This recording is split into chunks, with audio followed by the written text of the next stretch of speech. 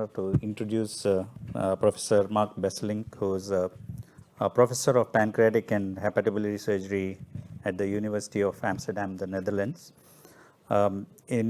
He's got a huge CV, and I'll just go very, very briefly on his bio profile. In 2002, he founded the Dutch Pancreatitis Study Group, and which we are all aware of, and the number of trials that they have come up with. In 2012, the Dutch Pancreatic Cancer Group, and 2016, the European Consortium on Minimally Invasive Pancreatic Surgery, and then Global Audits of Pancreatic Surgery, GAPS-SURG Consortium. So he has designed and coordinated multiple randomized controlled trials in the field of acute pancreatitis as well as pancreatic cancer. He is current chair of scientific committee of the Dutch Pancreatic Cancer Group. Unfortunately, he couldn't be here in physical presence because of the Dutch Pancreas Club meeting at the same time, but we are very honored to have him online. So I couldn't think of a better person to speak on robotic and minimally invasive HPB surgery, balancing the evidence with quality, accessibility, and learning curve. A rather, I would say, provocative topic. Good afternoon. Can you hear me? Yes, we can hear you, but they haven't put the video on. Okay, no, I'll present live. So it's 8:45 here in the morning in Amsterdam. Yesterday we had the celebration party for the first 10 years of the Dutch Pancreatic Cancer Group. So I just couldn't make it to Singapore, so very sorry. So thank you for this opportunity. You can see the slides now? Yes, we can see it. Thank you. Okay, thank you. So I have some disclosures. Basically, all the companies put in some money for these studies, and the Dutch Cancer Society as well. And my second disclosure is that I work at a high volume practice. So please, this is for me, of course, a bias. So if I may say things like this is easy, etc., keep in mind that I have a high volume practice. We have done almost 700 minimally invasive HPB resections. We do a robot Whipple every Monday. We do 2 robot livers every Thursday. So we have a high volume practice, and I recognize this as a personal bias. So the European consortium, which I want to address a little bit, is what we started to improve outcome for our patients. So undergoing all laparoscopic and robotic assisted pancreatic procedures. And for the sake of time, I'll just stay with pancreas. So we need to do research, we need to do training, and we need to do quality control. And I'll show you the evidence. I'll show you all the evidence that's out there, especially the randomized trials. So the current guidelines, and I think this is the key, and we need to acknowledge Horatio Esben's great effort when he put together these Miami guidelines. So all of you interested, and all your residents, please read and give them these guidelines. Esben, Annals of Surgery 2019, they're evidence-based. And I'm going to take just one slide from this guideline, saying that if you want to do minimally invasive pancreatic surgery, please try to find a training program. It's strongly recommended. And even more so, if you want to do minimally invasive Whipple, and no one says you should. I mean, if you're not doing minimally invasive Whipple as a center, you're not a bad center. No one says you should do it. But if you do it, do at least 20 of these procedures per year. And in order to select patients, for instance, without vascular contact, etc., you probably need a volume of 50 Whipples per year as a center to do 20 minimally invasive. And it's very beneficial, especially for Whipple, to do this with 2 surgeons. You can also install this app on your phone, find the Pancreas Guidelines app. It's got all the guidelines and it's for free. Next week, we'll be in Brescia, at least most of the European surgeons, but also a large group of international surgeons to work on the international guideline on minimally invasive pancreatic surgery, the European one, internationally validated. So now I want to show you the trials. And this field has moved very quickly in the last few years, because already now we have 11 randomized trials on minimally invasive pancreatic surgery. And I think we can all remember the days when it was 0. So for distal, we have 4. The first one was from the Netherlands, the Leopard 1, it was published 2019. And then came the Swedish trial, single center trial, published in 2020 in BGS. We recently finished the European Diploma 1 trial, including both robot and lab.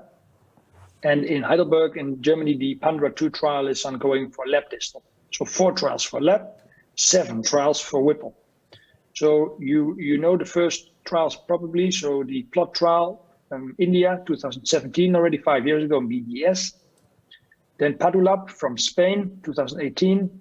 The Leopard 2, the Dutch trial, which was stopped early, Lancet Gastro, 2019. And then last year, the very large trial from China, published also in Lancet Gastro. And I will show you briefly these 4 trials, the results, just in one slide.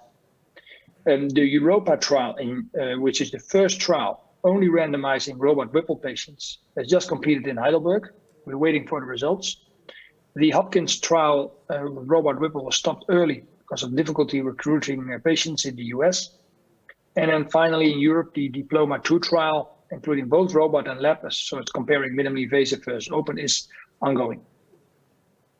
So this is the Dutch leopard trial on the laparoscopic distals. Just show you the end result. Minimally invasive distal 51, open 57. Time to functional recovery was 2 days faster in the minimally invasive group. And you reach functional recovery if you tick all these boxes. And what we had not expected is that each of the individual components was 1 to 3 days quicker minimally invasive distal. So I think if you're trained, minimally invasive distal is a standard approach. This was repeated by my good friend Bertil Björnsson in Linköping, Sweden, in 60 patients, showing again laparoscopic distal, shorter time to recovery, shorter hospital stay, and less blood loss. And then finally, for the distals, the Diploma 1 trial, we randomized in Europe only patients with PDAC, so minimally invasive distal or open distal for only PDAC. And I can only show you this slide that the trial was finished with really a slight delay because of COVID, but it was a remarkable feature that we were able to randomize over 250 patients in 35 centers in 12 countries. And again, in all these centers, blinding the patients so they did not know whether it was a minimally invasive or open distal, and the blinding really works. So that was distal. Now laparoscopic Whipple. So these 2 trials, I mentioned them to you earlier. The first 2 trials, Palanivello and Invasive, conversion rate in the India trial 3%, and conversion rate in the Spanish trial 23%. So I would advise you, if you read any paper on minimally invasive pancreas surgery, or probably all of minimally invasive surgery, but go look at the conversion rate first, because the conversion rate tells you where people are on the learning curve. So if you have a conversion rate of 3% for laparoscopic Whipple, means you have done probably 100, 150. And that was the case. The India group had done 150. The Spain group had only done 50 Whipples before this trial. So there's a big group, big difference in experience. But yet, mortality in the India trial the same, complications the same, definitely not more. Fistula the same, definitely not more. And hospital stay was shorter, 7 versus 13 days. The Spain trial, mortality was not higher, maybe even lower. Complications significantly lower. Fistula rate lower, definitely not higher. And hospital stay 3 days shorter. Invasive, you must know, he sadly passed away 3 years ago, but he was a laparoscopic bariatric surgeon, so highly skilled, single center trial. Then we did a Dutch trial. This trial, like in the other leopard trial for distals, had just been preceded by the training program. So these surgeons had only done between 20 and 40 laparoscopic Whipples, and that may have been too early for a trial. Because what happened, we randomized 1 to 1, so your volume go down 50%. That is a problem. Because the Data Safety Monitoring Board advised us to stop the trial after 99 patients had been randomized. The complication-related mortality was 5 patients in lab group and 1 in open. So this was not significant, but clearly a big concern. And moreover, we were not helping these patients because the time to functional recovery was not better. So we said, okay, there's a concern, stop the trial. This is not worth it. Interestingly, though, if you look at the pancreatic angiogenicity leak rate and the hepatic angiogenicity leak rate, these are exactly the same. So the problem was not the anastomosis. The problem was in a few patients, and we have seen these videos in a meeting with all these surgeons in closed door, the bleeding problem during the resection without good control. So the conversion rate in the Chinese trial, very big Chinese trial published last year, 328 versus 328, proper trial, conversion rate very low. And truly so, it's written in the paper that these surgeons had done more than 150 laparoscopic Whipples personally before the trial. So this excellent trial. 2% mortality, no difference. Complications, no difference. Fistula rate, no difference. And then benefit for first on-bed activity, first oral food, and hospital stay. So from a European perspective, this is in days. This is a bit late. People eat and walk the first day after robot Whipple in most of the centers, but it doesn't matter.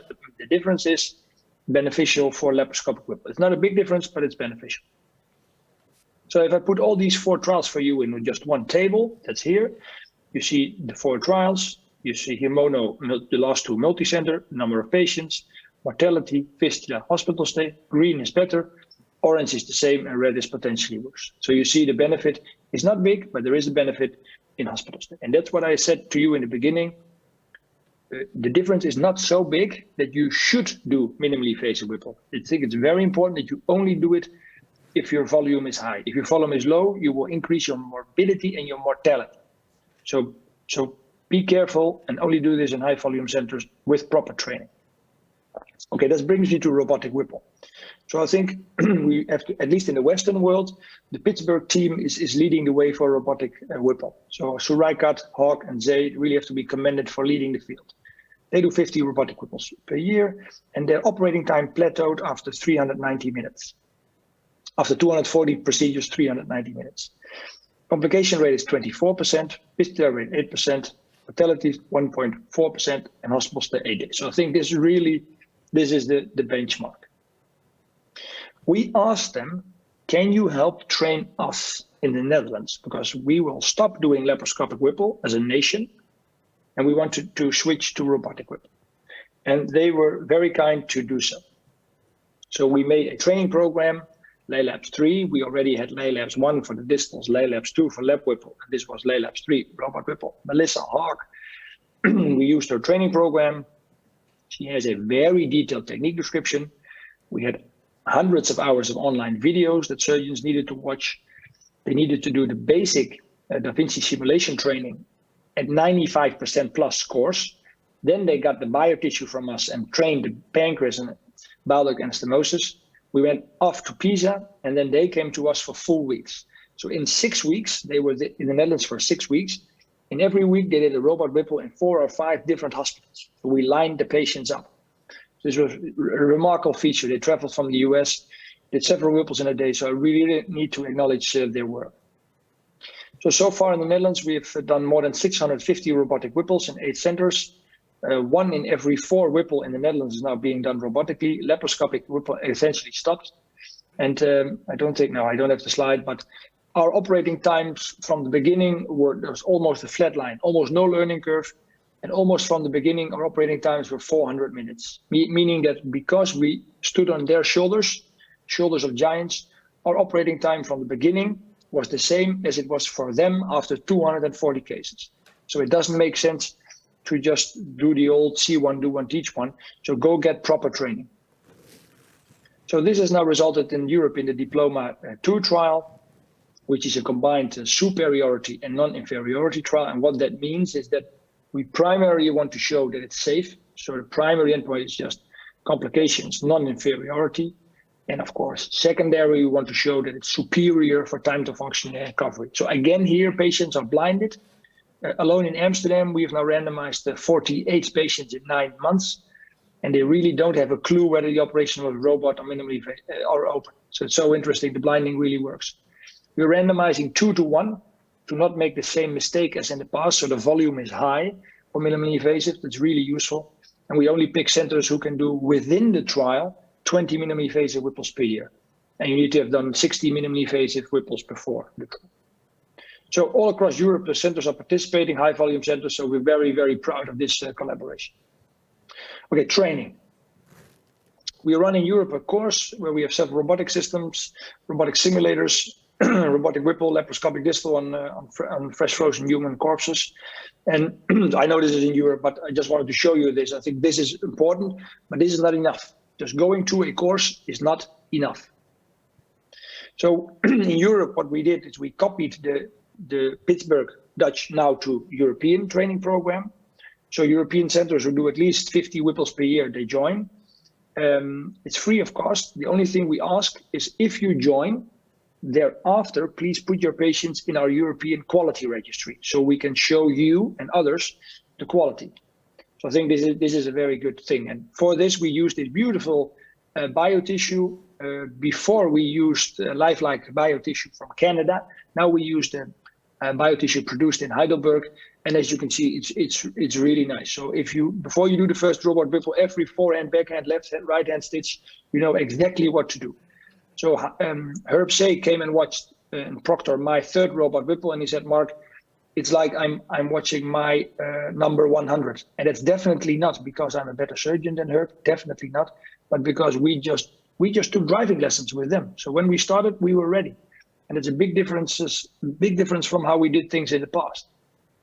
So we now in this proctoring system have teams come to us. This is just the teams in the last 2 years visiting Amsterdam every Monday, as I said, do a robot Whipple. And it's great. And we learn from each other. Every time someone comes, we learn a new trick. So, and then we go to other centers to train them. So far, the first 18 centers have enrolled and the first 9 have completed everything. And we've done almost 90 robotic Whipples in Europe in these high volume centers. So these, you see just a few of the centers participating. Okay, finally, quality control, because you can train, but you need to check the outcome. Okay, so that's being done in this European registry.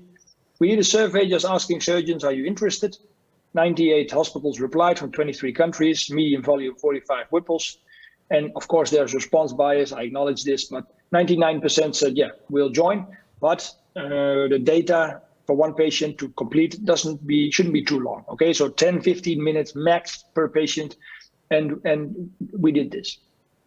So we are using the Castor system, which is fully licensed to work globally. It's a cheap system. It was originally designed by students from the University of Amsterdam, but it has now licenses to work all around the world with servers in Europe and also in the United States. Each center gets back biannually a report showing how good you are in relation to others. So you can use this for hospital management and for your own department, for yourself. Clearly, we'll do studies with the included data.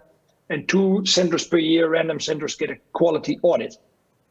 So far, we've included over 3,000 patients from 72 centers in 21 countries. So extremely proud of this. So just one slide with data.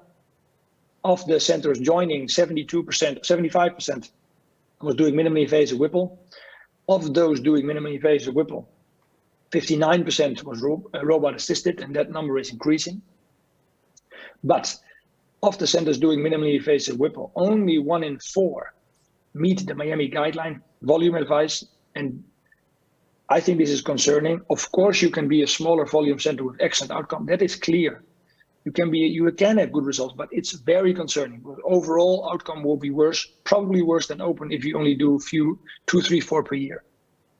So, and in the centers doing minimally invasive Whipple, 1 in 3 of the Whipples was being done minimally invasively. So, Mr. Chairman, we'd like to conclude with these take-home messages that we now finally have good guidelines on minimally invasive pancreatic surgery. Please read them, please use them, please cite them in your daily work. The Miami guideline, and in Europe, the EGU MIPS next week. We finally have randomized trials, 11 of which the first 6 have been published. Laparoscopic distal is a standard approach. For cancer, we have to wait a little bit for Diploma, will come very soon. Laparoscopic Whipple, clearly you can do it. If you're experienced, it's a good operation, you can do it. But for me, a robot Whipple, so much more easy, so much more control, very little blood loss. So I really favor this approach. But in the end, you need to do randomized trial, lab versus robot Whipple, and that's going to be difficult. Training and quality control. So in Europe, we tried this with courses and the LearnBot at the registry, but I don't see why this can't be copied internationally. And for instance, with the collaboration with Asia and the Americas, there's now also the IMIPS, the international MIPS. So that's maybe something for you to look into. That's being coordinated also by myself, but primarily by my friend Mo Abu Hilal. So I think this is excellent because, of course, we also need to join forces, compare outcomes, and learn from each other from Asia, Europe, and the Americas. Especially big thanks to all the PhD students and my friend Mo Abu Hilal for all this wonderful collaboration. And I want to thank you for your interest. Thank you, Prof Marc. Is there any questions from the floor?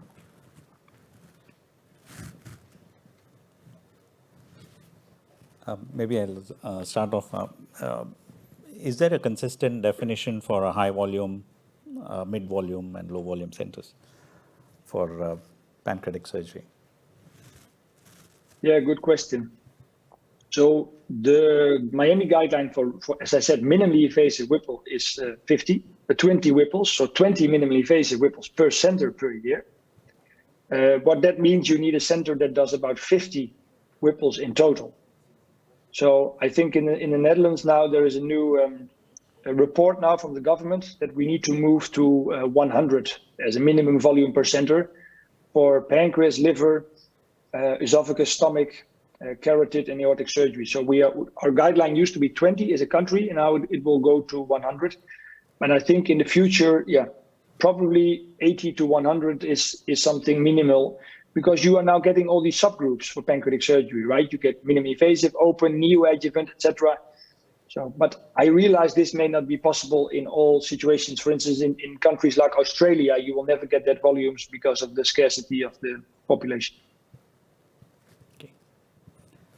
Thank you. Hi, Dr. Besselink. Thanks for the very interesting talk, and congratulations. I think you've got quite a good training program going on that you presented. Perhaps I can just clarify a little bit more about that. I think you mentioned that the people who are learning or wanting to learn this minimally invasive procedure should attend the courses, but was there also a time that they have to spend in an expert center? And if so, what's the required amount of time and required number of cases that they have to be exposed to at that center? Thank you. Yeah, that's the question we get all the time, and of course it's difficult because you would like to say go spend. So I think if in a unit you want to train a new surgeon, let that surgeon go for 3 to 6 months to a high volume minimally invasive center. That's clear. But in this program, they need to do about 100 hours of watching videos, about 20 hours of suturing and simulation in the robot. Then they need to reach 95% score in 25 exercises. Then they come to Amsterdam or one of the other cities, Heidelberg, Utrecht, Rotterdam, Pisa, to watch one procedure. And the next thing, we go there after they have done 3 robotic distals. We go there to do, and they do the robotic Whipple, only after seeing one. So far, every procedure I have proctored, the first one finished at 5 o'clock and the team did everything themselves. And this may seem remarkable, but these are surgeons, high volume surgeons who can do open Whipple, who know how to work with the robot, who saw so many videos that they know exactly what to do, and who did in detail the training on the biotissue. And most of them put on big signs in the OR on the wall. They write the steps of the operation because the steps are very detailedly specified by this program. And so just by watching one, they do the first one and the results are very good. So you did mention that only 27% of the centers are actually what you would consider high volume centers. And you are auditing their results. So do you find that these centers are perhaps their results are not as good? And if so, then are those results used for anything? Or do you then advise them that perhaps they shouldn't be doing the minimally invasive approach? Yeah, that's a good point. So for the registry, we have not reported the results yet. We waited for the first 3 years to have good bulk of data, and these results will come. We are not telling people what to do, but clearly if you get a report, you need to decide what to do with that. Some smaller volume centers will have good outcome, but we are just giving back this information, and usually that is highly effective. So between high volume centers and surgeon experience, because there are systems factors in learning curve, it's not just the surgeon. What's your view on, let's say, a high volume surgeon going on to a low volume unit?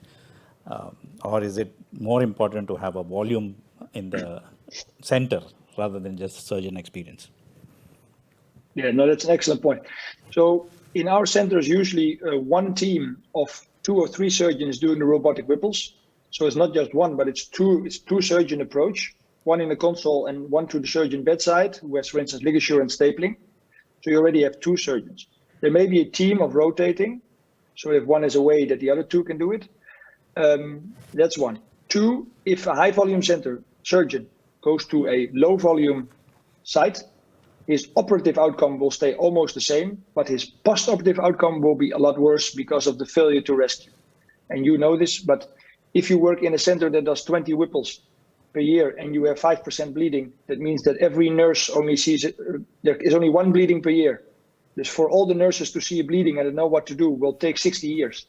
Whereas in a high volume unit like mine and yours probably as well, the nurse calls me and says, Mark, there's blood in the drain. You need to do a CT angio now. So that is the difference. Yeah. Thank you. Thank you. That was great. Is there any other questions from the floor? If not, I would like to thank Prof Marc for the excellent presentation and hope that we'll see you in person next time. Thank you. Thank you so much.